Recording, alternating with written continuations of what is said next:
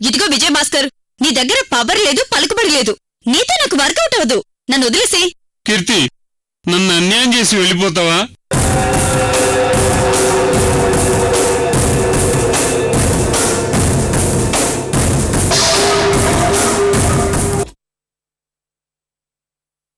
చూడు కీర్తి, నీకు నేనెప్పుడంటే ఇప్పుడు ఇలా పౌడర్ రాస్తూ ఉంటాను. నీకు పౌడర్ రాసేవాడు ముఖ్యమా, సున్నం వేసేవాడు ముఖ్యమా?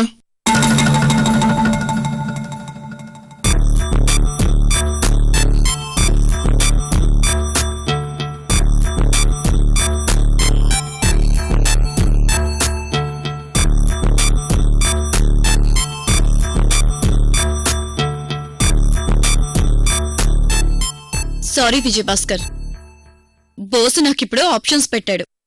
నువ్వు పోతే నీలాంటోళ్ళు 100 మంది ఉంటారు. కాని ఒక మేకప్ అసిస్టెంట్ పోతే ఇంకో మేకప్ అసిస్టెంట్ దొరకడం కష్టం.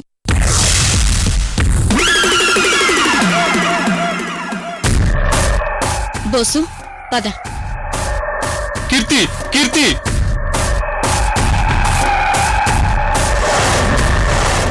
ఒరేయ్, కీర్తి వెళ్ళిపోతుందిరా. నీ బతుకు చెడా, ఏం బతుకున్నానా నీదే?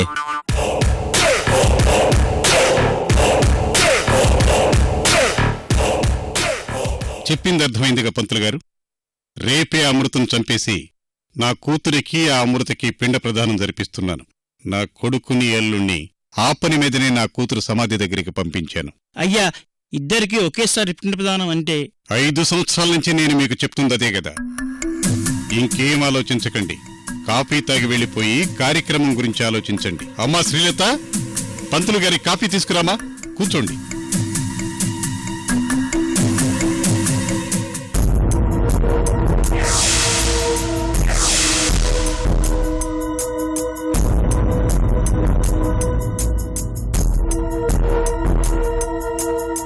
ఇవ్వండి, నేను తీసుకెళ్తాను.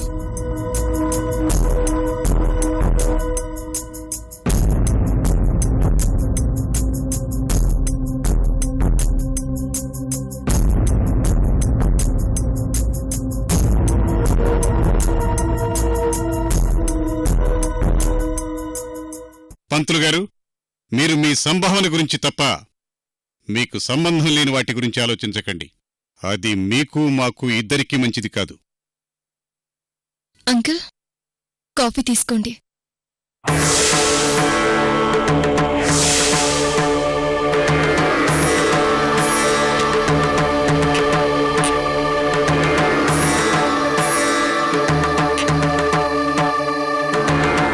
కాఫీ తీసుకోండి.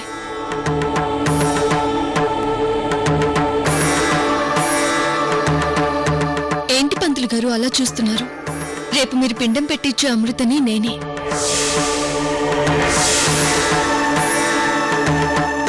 తీసుకోండి.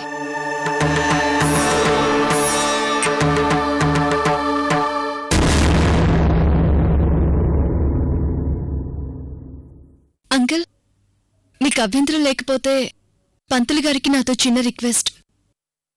పంతులు గారు, రేపు మీరు పిండ ప్రదానం జరిపించేటప్పుడు దయచేసి నా పేరు అర్చన అని కాకుండా అమృత అని మంత్రాల్లో చదవండి.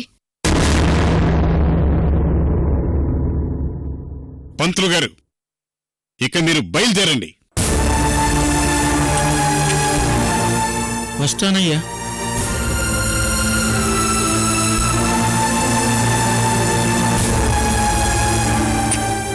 అంకుల్, నాకివ్వండి, నేను తీసుకెళ్తాను. రంగమ్మా, రంగమ్మా, రంగమ్మా! అయ్యగారు, ఏం చేస్తున్నావు లోపల? ఈ కాఫీ కప్పులు తీసేయ్. సరేనయ్యా. ఈ ఇంట్లో ఎవరెక్కడుండాలో వాళ్ళక్కడుండటమే మంచిది. ఇక్కడ పనిచేయడానికి పని వాళ్ళున్నారు. నువ్వు రేపు చనిపోవడానికి మాత్రమే ఉన్నావు. అలాగే అంకుల్.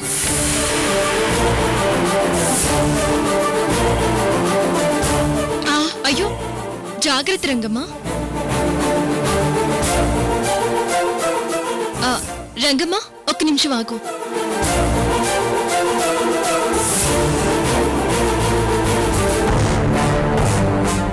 నిన్న మీ బాబా ఆడుకుంటుంటే ఒక వస్తువుని చూశాను. ఎక్కడో పడేసుకున్నట్టున్నాడు. ఇదిగో, నాకు దొరికింది.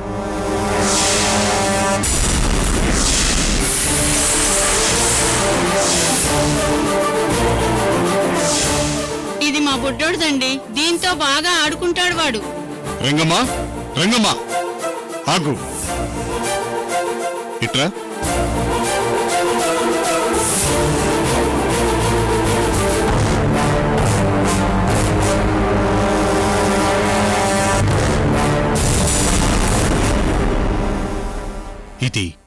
ఇది నీకెక్కడ దొరికింది?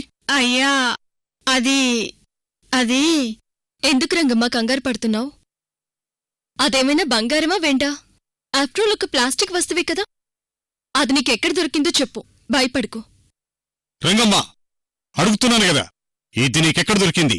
అయ్యా అది 2 రోజుల క్రితం మీ అల్లుడు గారి రూమ్ తుడుస్తుంటే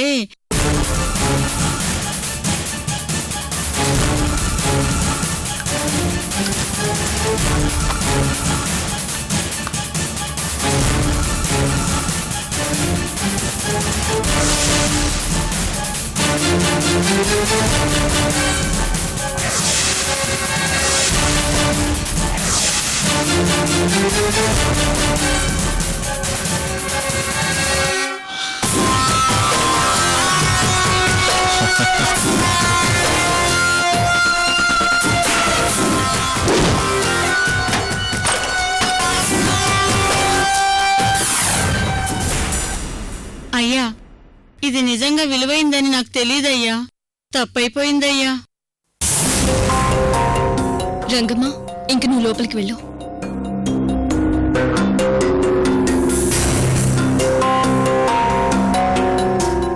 అంకుల్, మీకు చెప్పడం మర్చిపోయాను. నేనేదో రంగమ్మని కూడా నా వైపు తిప్పుకున్నానని మాత్రం దయచేసి అనుకోకండి. అంటే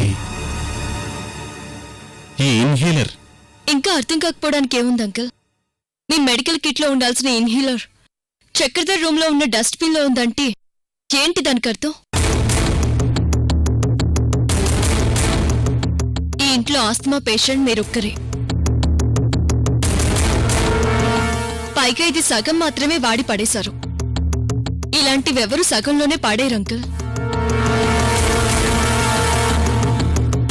అదీ కాక మీలాంటి ఆస్తమా పేషెంట్స్ పడుకునే ముందు చేతికి అందుబాటులో ఉండేలా పెట్టుకుంటారు కానీ ఇలా అల్లుడి డస్ట్బిన్ లో పడేరు.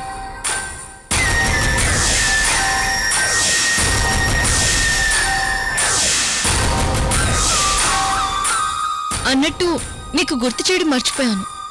ఆ రోజు నేను సేవ్ చేసేటప్పుడు దీనికోసం మీ రూమ్ అంతా వెతికాను. లక్కీగా ఇంకొకటి స్పేర్గా మీ కబోర్డ్లో దాచుకున్నారు కాబట్టి మీరు సేఫ్గా బయటపడ్డారు.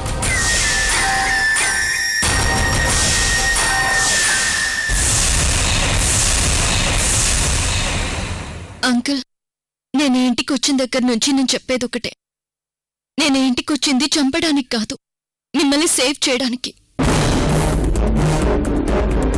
కానీ మీరు నా మాటలు నమ్మకుండా మీరు నన్ను రేపు చంపాలని నిర్ణయానికి వచ్చారు. మీ నిర్ణయానికి మళ్ళీ అడ్డుపడే ఓపిక కూడా నాకిప్పుడు లేదు. పైగా ఇప్పుడే పంతులు గారు కూడా వచ్చి వెళ్లారు. మీరు అనుకున్నది అనుకున్నట్టుగా రేపటి కార్యక్రమం సజావుగా సాగాలని నేను కోరుకుంటున్నాను. కానీ దానికంటే ముందు మీకు చిన్న ట్విస్ట్ ఇస్తాను.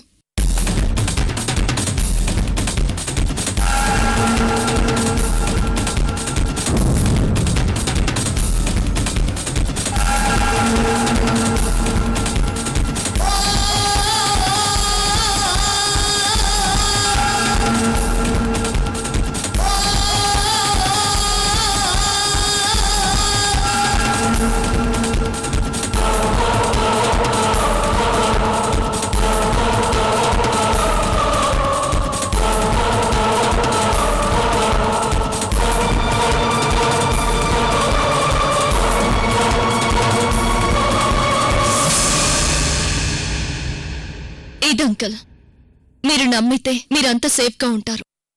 మీరు నమ్మకపోతే నాతో పాటు మీరు పోతారు.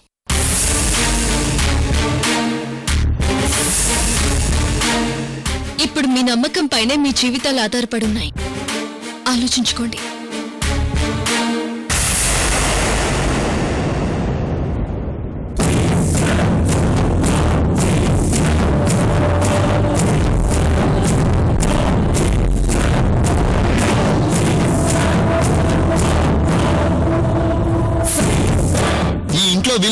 వచ్చానట. అసలు నేను మీ అందరిని చంపడానికే వచ్చానట.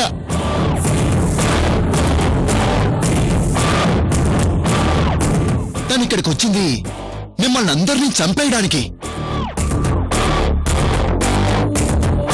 ఆ అమృత మాటలు నమ్మకండి. తన మాటలతో మనందరినీ మోసం చేస్తుంది. నా మాట విని దాన్ని చంపేయండి.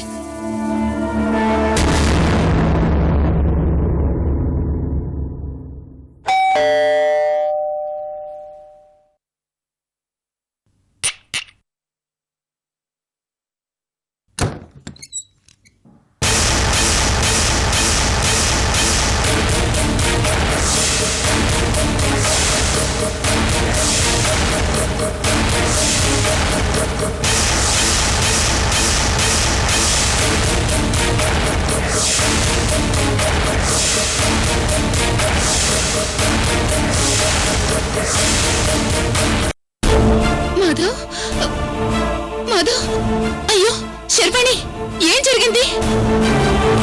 ఏం లేదు రేణు, చిన్న యాక్సిడెంట్ అంతే. యాక్సిడెంటా? రేణు, కంగారు పడకు. మాధవ్ ఇప్పుడు హాస్పిటల్లో ఉండడం అంత మంచిది కాదు. అందుకే డిశ్చార్జ్ చేయించి ఇంటికి తీసుకొచ్చేశాను. ఏంటి శర్వాణి నువ్వు మాట్లాడేది?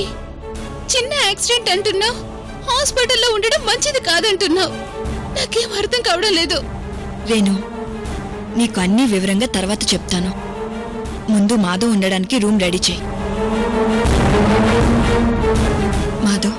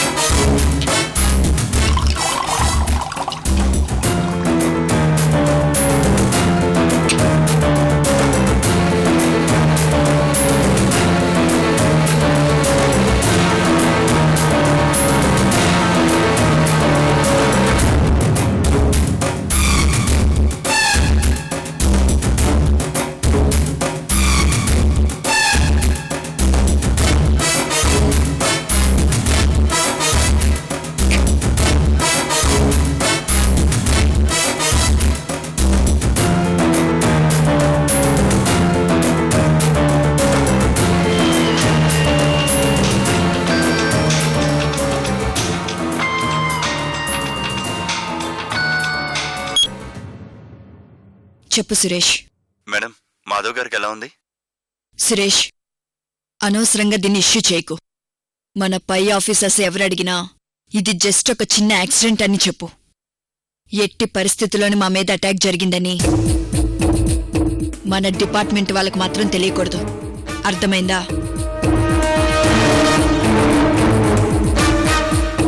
అలాగే మేడం. శర్వాణి, అటాక్ ఏంటి? ఎవరు చేశారు ఇదంతా?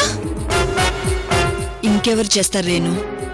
మొన్న నీ మీద అటాక్ జరిగింది, ఈరోజు నా మీద అటాక్ జరిగింది. ఇప్పుడు మనల్ని టార్గెట్ చేసే అవసరం ఇంకెవరికుంటుంది? ఆ కీర్తి, విజయ్ భాస్కర్లకే కదా.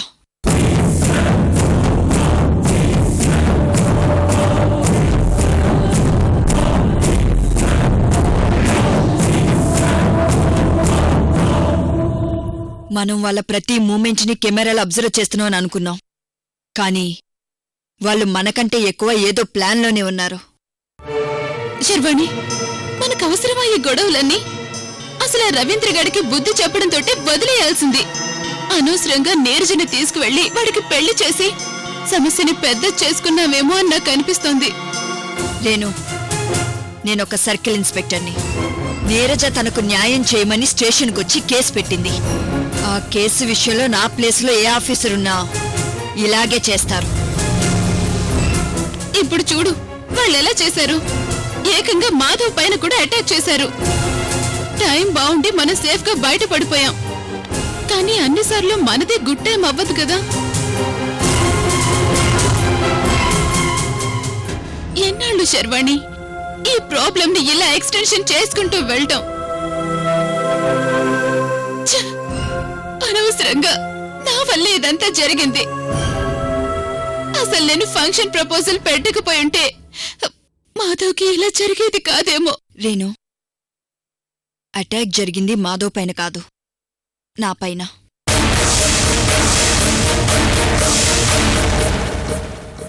మాధవ్ నన్ను సేవ్ చేయబోయి గాయాల పాలయ్యాడు. నేను రివాల్వర్ తీసుకెళ్లకుండా ఉండుంటే నిజంగా ఈరోజు సిచ్యువేషన్ ఇంకోలా ఉండేదేమో.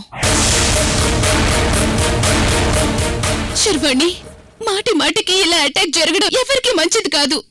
ఆ కీర్తి, విజయ్ భాస్కర్లకి ఇంక అవకాశం ఇవ్వను రేణు. నేనంటే ఏంటో వాళ్ళకి చూపిస్తాను. ఇక చాలు శర్వాణి, చాలు. ఇంకా ఆవేశపడి మళ్ళీ సమస్యను పెంచుకుంటూ వెళ్లకు. నా మాట విని నా కోసమైనా నువ్వు ఆ కీర్తి, విజయ్ భాస్కర్ల పైన ఇప్పుడు ఈ రివెంజ్ తీర్చుకోవడాలు ఆపే.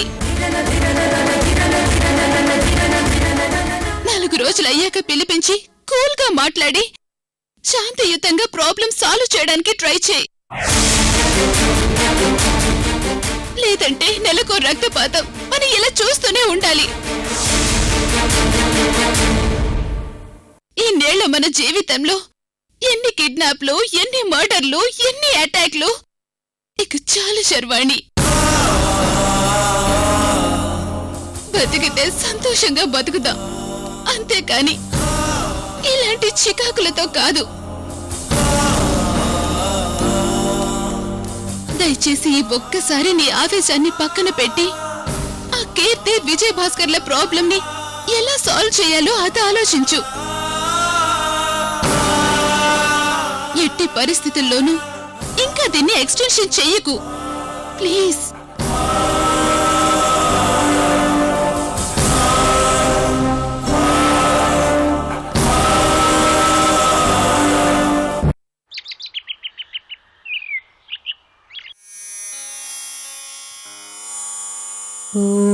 ఓం శ్రీ వెంకటేశాయ నమః. శ్రీ వెంకటేశ శ్రీనివాసో లక్ష్మీపతిర్నామయః. అమృతాంశో జగద్వంద్యో గోవిందో శాశ్వత ప్రభుః. శ్రీ వెంకటేశ శ్రీనివాసో లక్ష్మీపతిర్నామయః. అమృతాంశో జగద్వంద్యో గోవిందో శాశ్వత ప్రభుః. శేషాద్రినిలయో దేవా కేశవో మధుసూదనః. అమృతో మాధవ కృష్ణ శ్రీహరి జనార్దనః. శేషాద్రినిలయో దేవా కేశవో మధుసూదనః. అమృతో మాధవ కృష్ణ.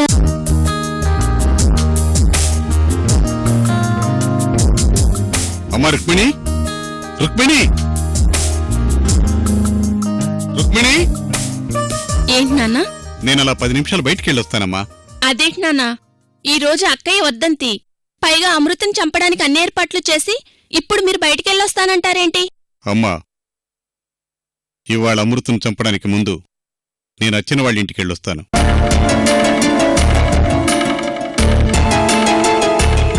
ఏంటి ఎందుకని అడగొద్దు, వచ్చాక అన్నీ వివరంగా చెప్తాను. 10 నిమిషాల్లో వస్తానని మీ అన్నయ్యకి చెప్పు. అవును, చక్రధర్ ఎక్కడా? ఏదో అర్జెంట్ పనని బయటికి వెళ్ళారు నాన్నా.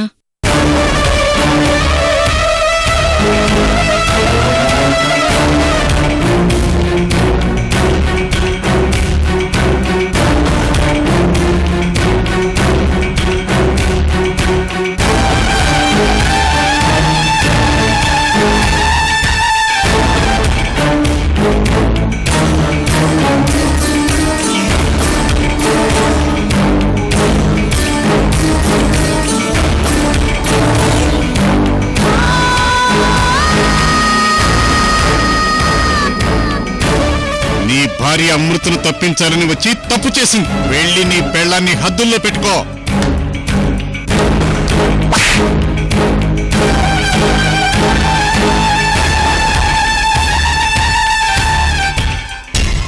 అమ్మా శ్రీలత, ఈ అమ్మాయి అమృతో అర్చన తెలుసుకోవడానికి వెళుతున్నాను.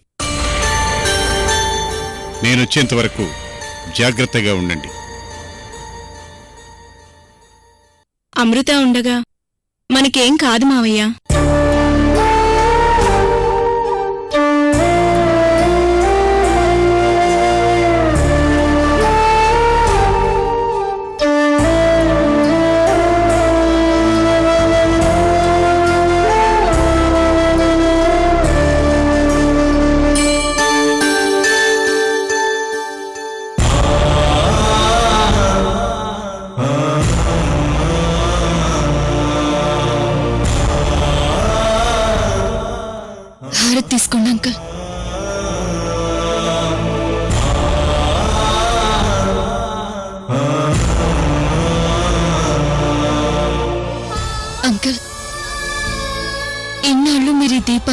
చూడాలనుకున్నారు. నేను దీపాన్ని వెలిగించాలనుకున్నాను. మీరొచ్చే వరకు మీ కుటుంబాన్ని నేను కాపాడుతాను. మీరు ధైర్యంగా వెళ్ళిరండి అంకుల్.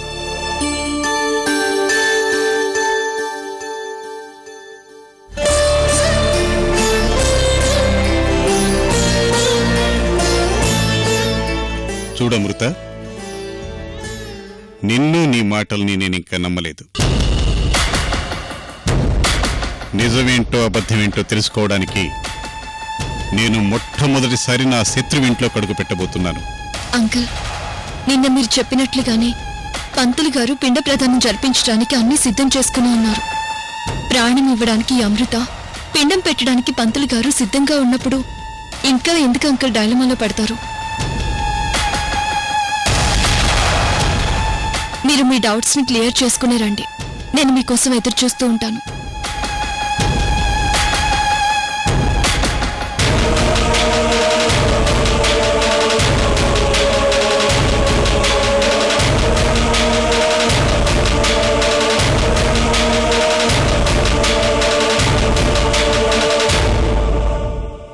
అమృత, ఇప్పుడు ఏం జరగబోతుంది ఇక్కడ? మావయ్య గారు అర్చన ఫ్యామిలీ దగ్గరికి వెళ్తే ప్రాబ్లం క్లియర్ అయినట్లే కదా? అంత సింపుల్ గా ప్రాబ్లం క్లియర్ అయితే నేను ఈ ఫ్యామిలీతో ఇన్ని కష్టాలు ఎందుకు పడాల్సి వచ్చేది శ్రీలత గారు? ఇప్పుడు గుండెల్లో రైళ్లు పరిగెత్తించాల్సింది ఆ చక్రధర్కి. చక్రధర్ ఎక్కడున్నాడు?